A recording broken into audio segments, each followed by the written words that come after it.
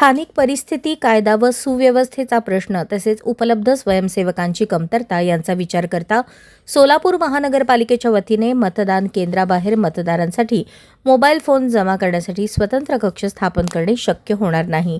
तरीही मतदान प्रक्रिया सुरळीत, शांततापूर्ण आणि पारदर्शकपणे पार पडावी यासाठी मतदारांनी मतदानासाठी येताना शक्यतो मोबाईल फोन सोबत आणू नयेत असे आवाहन सोलापूर महानगरपालिकेच्या वतीने करण्यात येत आहे.